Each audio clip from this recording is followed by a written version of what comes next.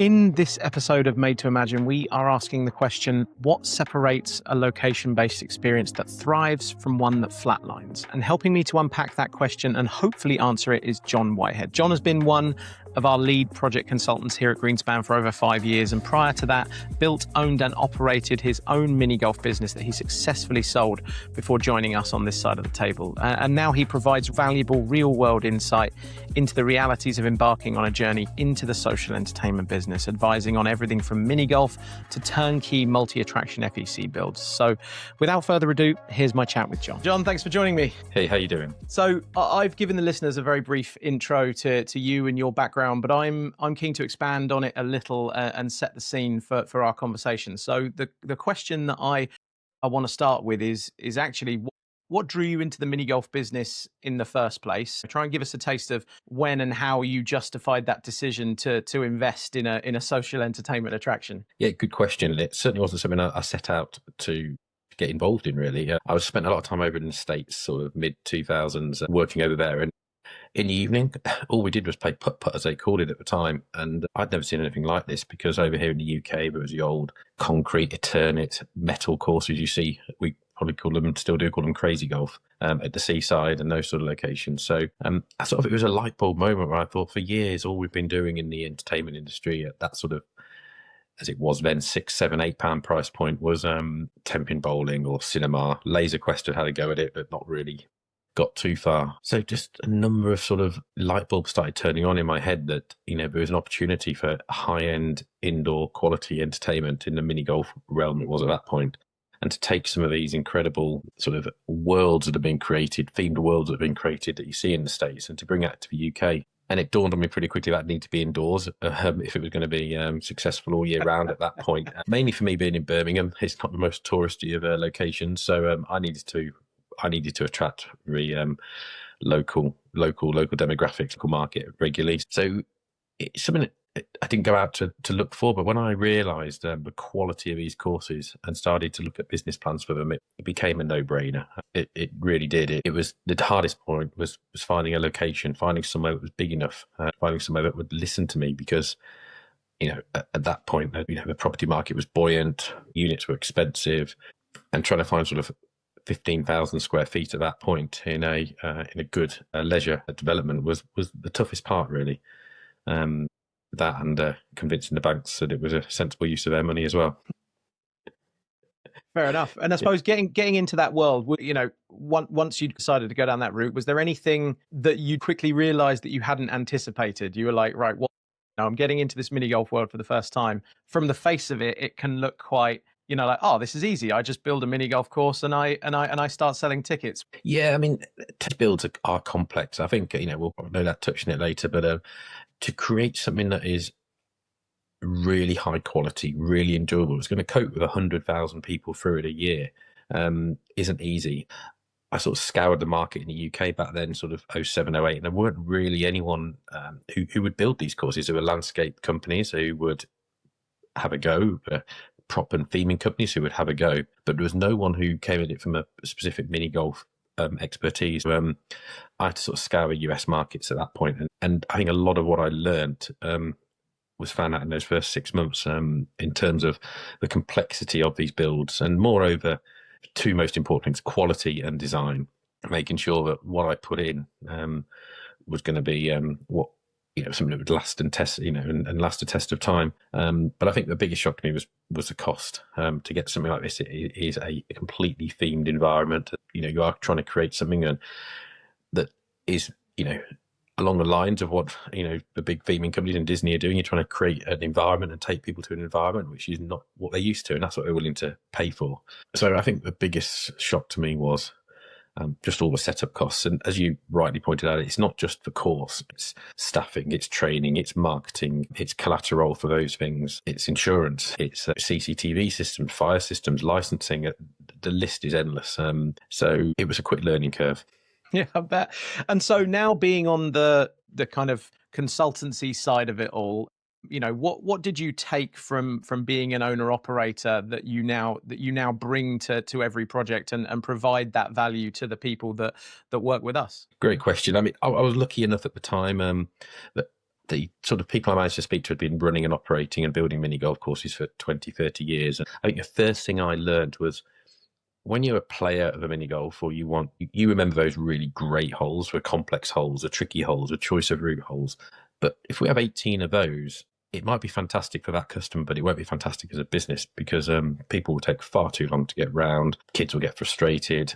And there is a science behind it, which I learned sort of over the sort of 10 years of operating my sites, that you're trying to give people a good product, a good experience. It takes a good amount of time, but doesn't take too long and end in frustration or annoyance, especially with families and children playing hockey. And by the time they reach the 17th hole on a poorly designed course, but it's so I think that is absolutely crucial. There are many people out there that can create crazy golf, adventure golf courses, but it's now it's a very busy marketplace. People have a choice. They didn't used to have a choice. Now they have a choice when they turn up at a city like Birmingham. 5 or 6 different golf and adventure golf offerings. So people are, they make a decision based on reviews, based on feedback, based on, previously playing these courses and whether they want to go back.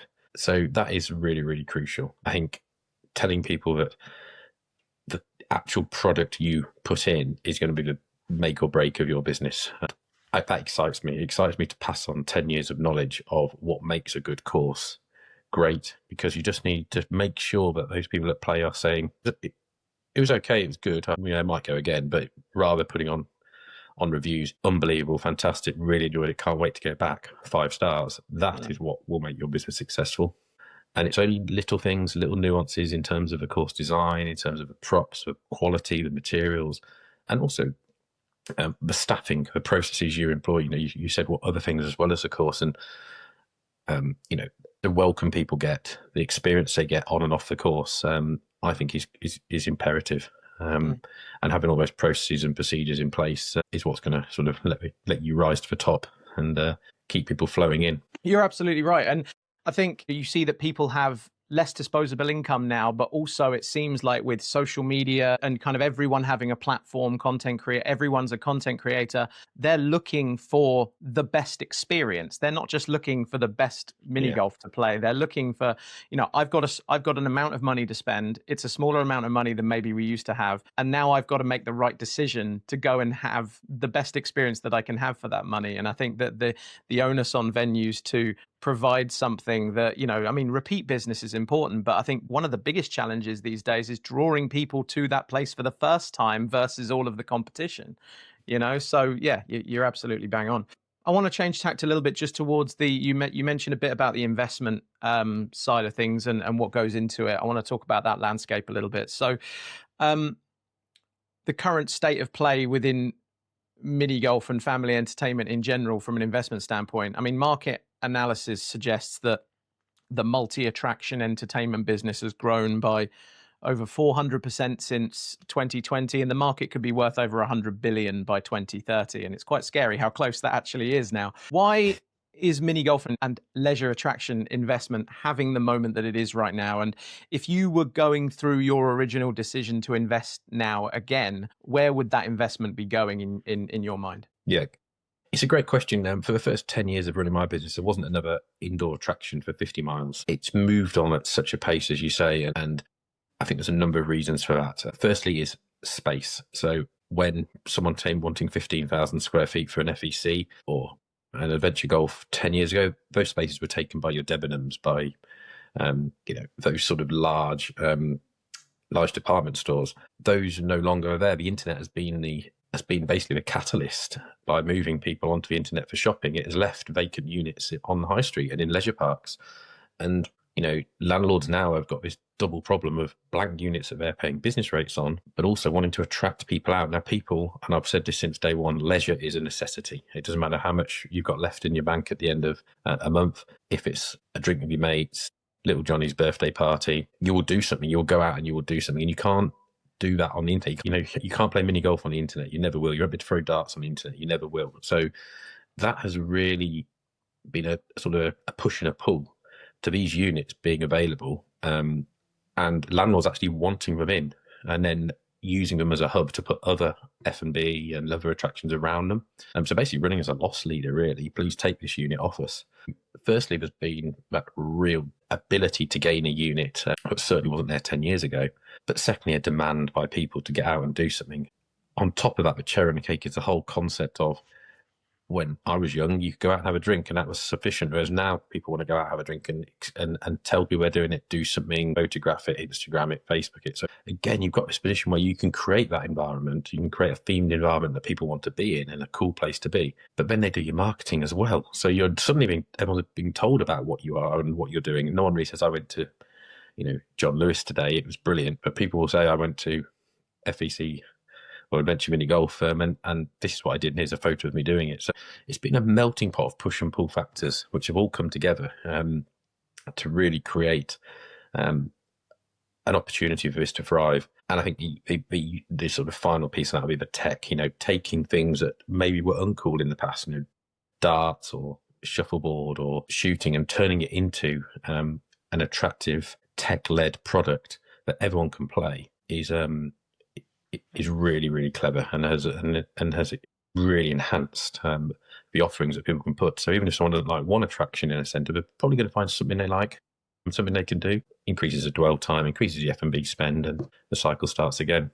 Fair enough. And just obviously as a finisher to that, I mean, where would your money be going if you had your time again in these days? I think multi-use is the way forward. I love a traditional indoor adventure golf complex that's done really well, and there's fantastic examples of that in every city across the country where it is just the golf. But I think become a jack of all trades. If you can offer other attractions in there, I would do that. So I'd be looking at a multi-attraction FEC, probably with some form of golf at the heart of it. Move towards sort of modular golf, or even a tech golf like Puttify. Excellent. And I suppose you're involved with us in a fair amount of the sale of our projects. What does a realistic entry look like in terms of investment and return on the projects and stuff that you're involved in? Yeah, so when I go out and see people and look at locations, it's really, really interesting, because each venue, each location needs to be looked at an individual level. If you're at a fantastic football centre next to a multi-screen cinema, etc., then people expect a certain type of product, and the level of investment needs to be a lot higher. So people could spend multi-millions of pounds on these investments, putting in lots of different attractions, but the footfall is naturally going to be a lot higher.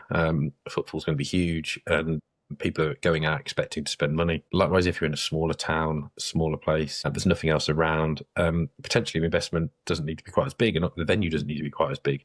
But one thing I find is, no matter where you sort of position this, a sort of 2 to 3 year payback is on the initial investment is eminently achievable. Most people I speak to sort of see that sort of return. So, just give an example, in sort of the adventure golf world, you can spend maybe 250, 300,000 on a nice 9-hole adventure golf course, and probably an 150,000 £1,000 revenue off that per year. But likewise, if you're at the side of the A1 going into London, you might want to spend, people do spend £1.5, £2 million on these, but they will get through 100,000 people a year at £10 a head. Again, it seems to self-regulate, but as long as you put the correct product in at the correct location, the payback is great, because the overheads are so low. That's the beauty of this model. There's not a cost of sale for someone to hit a golf ball around a mini golf course. It's a very attractive business proposition. Cool.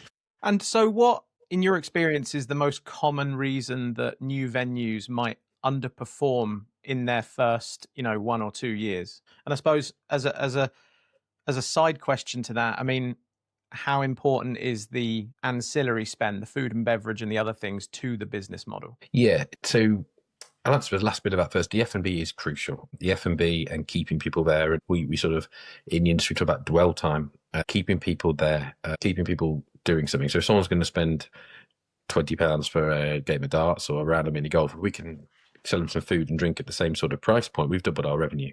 Keeping people there, and the F&B spend is huge.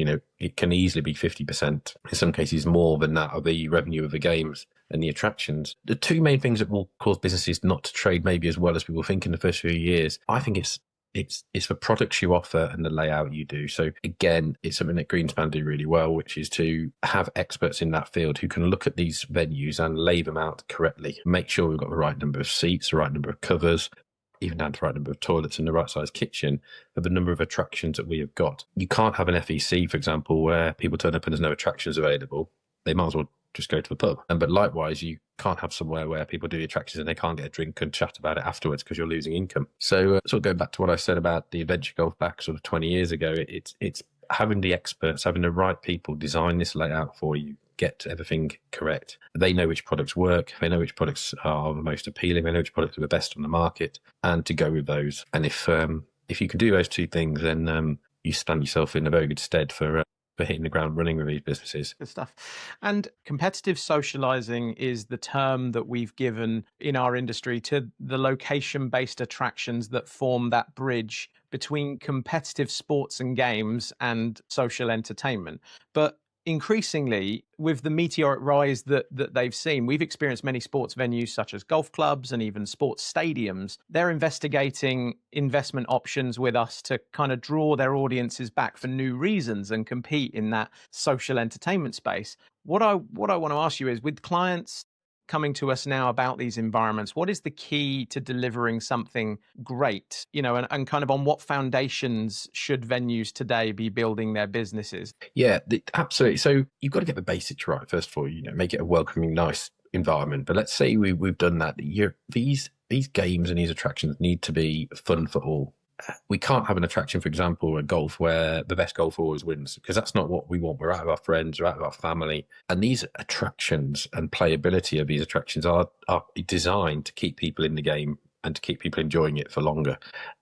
Certainly the augmented reality side of the attractions, the augmented reality shuffleboards and darts. Yes, look, the best player is going to have the best chance. By adding in risk and reward, you could be going for the best opportunity and just miss and end up getting nothing. And I think that's very similar to our Greenspan and Putify. The risk and reward on that and the design that's got into that is to keep everyone in the game for as long as possible. And even if you're not that good, there's an element of being able to still score points, still be involved, and still do well. We want people to have that eureka moment, that wow, that what was the hole-in-one moment in golf, or the treble 20 in darts, or the bullseye on a shuffleboard. We want people to get that, and for everyone to go away having achieved and won something. And I think that's the key. And the software and design of these attractions now is geared towards that, to allow that to happen. Excellent. And I suppose, what does a course like a mini golf, using mini golf as an example, what does a course that wasn't designed with playability in mind feel like for the guest, and what does it cost the operator? Yeah, so it's a very good question. First of all, you'll notice it immediately. The holes will either be far too easy or far too tricky. So a tricky hole placed on position number one just means you have no throughput. People can't get off the tee. They're already frustrated. Parents are already telling their kids to pick up and move on after one hole. I used to talk to operators of courses which weren't designed well, and they'd say, we had a brilliant day. We were packed out from the moment we opened to the moment we closed. We got through 200 people. Oh, right. Well, we didn't feel that busy today. We got through 400. And how do you do that? Well, it's because of the design and playability. First of all is a throughput of people. A well-designed course will get people through it without compromising on the fun and playability. Putting in those risk and reward holes every 2 or 3 with big props, big features, to drag people towards those, and then moving people back down onto what I'd call a flow hole, a hole where you've got a chance of a hole in one. So the fun isn't a choice, the fun is the accuracy on that one. And I think taking people around a course without them realizing that you are sort of giving them a brilliant product and a brilliant experience, but you're actually controlling it is the important thing, because no one wants to be held up, and everyone wants to come away with the odd hole in one and a few 6 or 7s. But if I did that again, I'd have done it the other way. And taking specific attractions out of focus for a second, I want to talk about how we help and influence our clients on the design of the wider venue. Obviously, I am involved, as the design team are, on building entirely new go-to-market brands in some cases. But I've heard something interesting along the sales grapevine about how we talk about flow. You've talked about flow as a kind of core principle in family entertainment center design. Can you just explain what it is, and why can't it be fixed after the fact? Is it something that has to be baked in? It's a good question.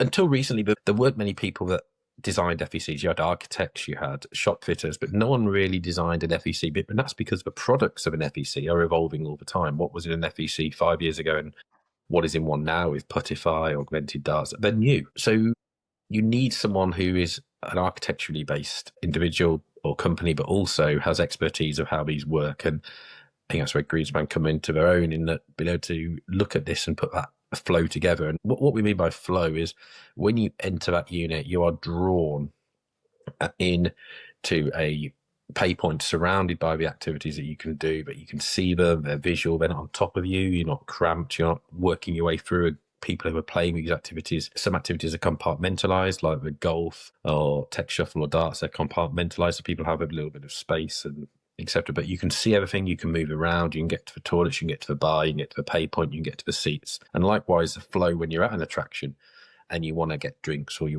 need to go to the restrooms, etc. Being able to do that without sort of having to walk through queues of people who are queuing to pay, etc. All of that just means people have a much, much better time. And of course, you can change your flow afterwards. It's normally quite expensive as you start moving walls and equipment and etc.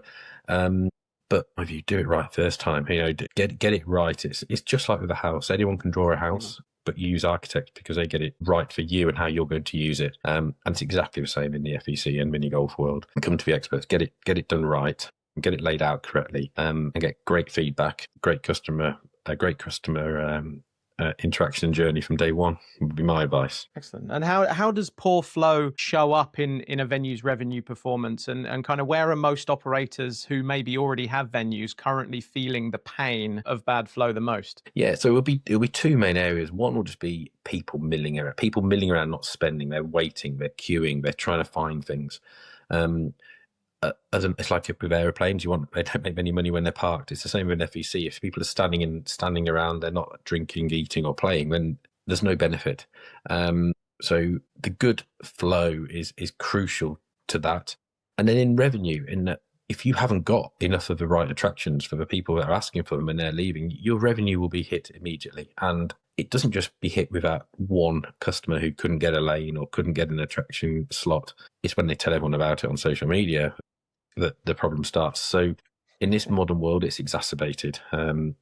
So to me, it's absolutely crucial that if you're going to be spending this sort of money and designing something in a competitive market, that yours is the best, and that people can get around it, can use it. And you're not wasting your asset is the key here. You're not wasting your asset with space or equipment that's not used or can't be used. Every square meter you're paying rent on, so best to fill it with something, and fill it with the right product as well. Yeah, absolutely. And I suppose finally, for someone listening that's seriously considering entering this social entertainment space, what do you think the first conversation they should be having or step that they should be taking is? So to me, it's speak to an expert, speak to someone like at Greenspan, where we can tell you what is going on in the market, what's important in the market, what trends are we seeing in the market, what's succeeding, what's not succeeding, which are the best products, which are the worst products, and get some layouts done. Before you look at signing a lease on a unit or a site, it's imperative that you know how many of each attraction you could fit in,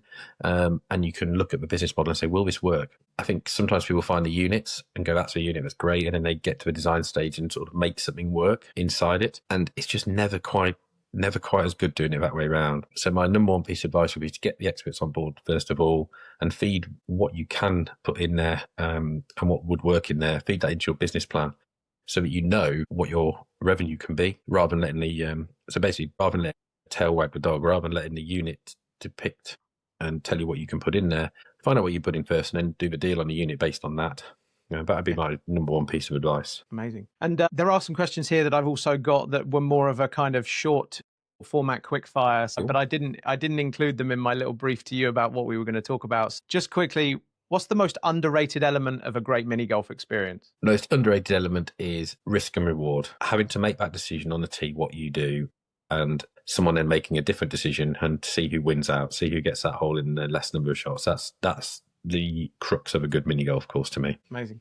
And you've kind of answered it in your final words, but what's the one thing you'd tell an investor before they break ground? One thing I'd tell an investor before they break ground is, good question. Make sure that you are confident in every single item you're putting in every single square meter of that site, that it is the right use, because you are in for many years at a lot of cost for that square meter. So make sure you're using every square meter properly, and don't cut corners. Do it right, and the rewards will come. Fair enough. And finally, where does Where does the social entertainment business go from here, in your opinion? Do you know what? If I'd been told 10 years, 20 years ago when I started in this game that it would be like it is now, when I'd walk into any city and see the sheer number of venues there are now, I would never have believed you. It has been that perfect storm we talked about earlier. I think tech is going to keep pushing it. I think it's going to get cooler, more interactive, more games are going to come on. I hope we don't lose the traditional mini golfs. I think there's still a big market for them. I can see more and more multi-use venues rather than single-use venues. Big cities like London can have a place that only does darts or only does shuffle, but I think across the rest of the world, I think multi-use venues is going to be key. And I think we're also going to see a massive push of this in other countries. Just over the last few years, we've been pushing these seeing FECs coming up in Poland, South Africa, complete new markets. And I think the world is catching up because the same push and pull factors are moving around the world. Units are becoming available and people are wanting experiential leisure. So I can see it expanding even more globally. Excellent. All right, cool. Well, that's been really enjoyable, and I've always loved our conversations, John, and that's why I couldn't wait to have you here on the pod. So, John, thanks for spending time with me once again. And once again, from me, if you enjoyed this conversation and would like to hear more of them, remember to follow on your preferred podcast provider. And if you feel that this episode in particular deserves a 5-star review, then please do not hesitate to do that either. You can also follow us on Instagram at Greenspan_projects. And if you want to reach out to the pod directly, you can by emailing pod@greenspanltd.com. We have some equally great conversations coming up with folks from the world of theme parks, family entertainment, and of course, mini golf. So this was Made to Imagine, and I'll see you next time.